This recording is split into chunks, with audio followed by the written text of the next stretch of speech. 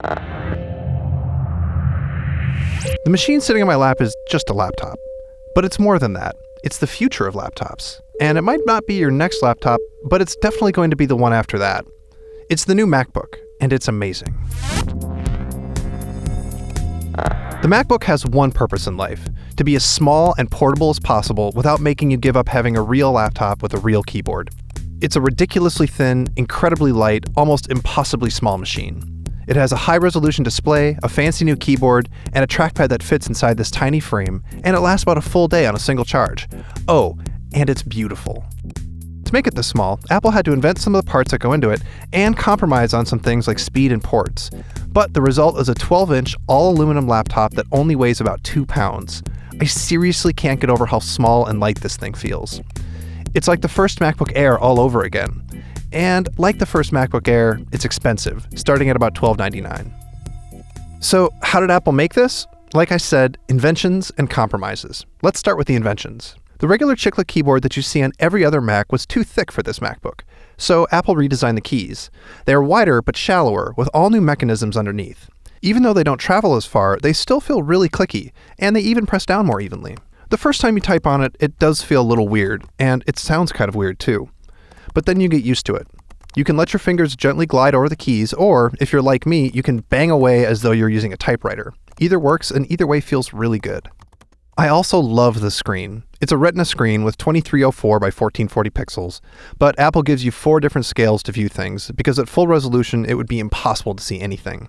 The smallest scale is the one I use. It gives me the same effective screen size as a 13-inch MacBook Air, only inside this tiny package.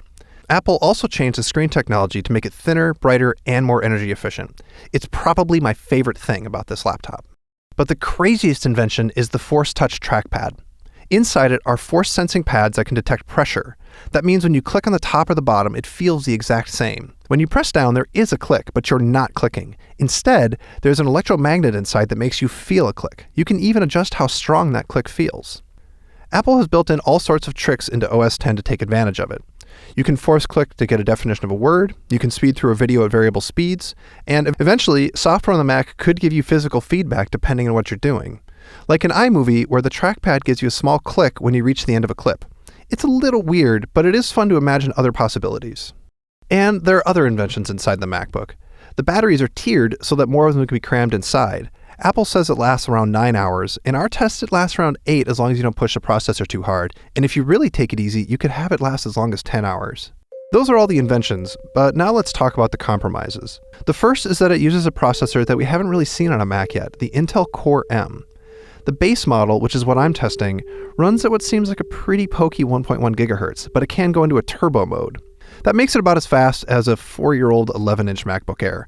That seems pretty slow, but what matters is that this Mac feels fast enough for most of what I do, and a little bit too slow for the rest of it. Web browsing, email, Twitter, Evernote, all the usual apps that I use the vast majority of the time run just fine. But open up a big photo library or try to edit a video in iMovie, and you'll eventually end up waiting. It's kind of like a Chromebook, but instead of being limited by the web, you're limited by speed. For a lot of people, that trade-off is worth it. It probably would be for me. Using that processor means that Apple can have a tiny logic board inside it, and it doesn't need a fan at all. It's completely silent, and though it does get a little warm, it's never hot. But there's one more trade-off that probably isn't worth it, at least not yet. It's this port. It's called USB Type-C.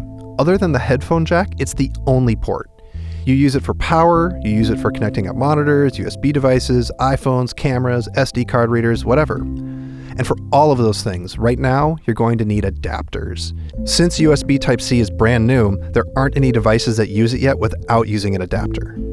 So, for example, I haven't been able to plug my Apple computer into my Apple Cinema display because I don't have the adapter yet.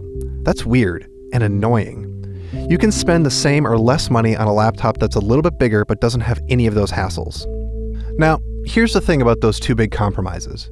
They're about the future. Someday, we'll have a processor that fits inside this tiny body that is powerful enough to do everything you really need it to do. And someday, we won't need all those adapters because everything will just use the same plug. For example, I was able to charge this MacBook off a standard battery brick that was meant for a phone. More than that, Apple is betting that the only thing you'll ever bother to plug into this is the power cable. But we're not there yet. Wi-Fi and Bluetooth are great, but they're not as easy or as simple as just plugging something in. I think a lot of people remember the moment when Steve Jobs pulled the original MacBook Air out of that inner office memo envelope. It was jaw-dropping. But a lot of people forget that the very first MacBook Air had problems, and some of the same problems as this MacBook. There weren't enough ports, it was slow, and it was really expensive. But the next version became the MacBook Air that you know now, the one that everybody either uses or copies, the one that changed laptops for 5 years. That's this MacBook.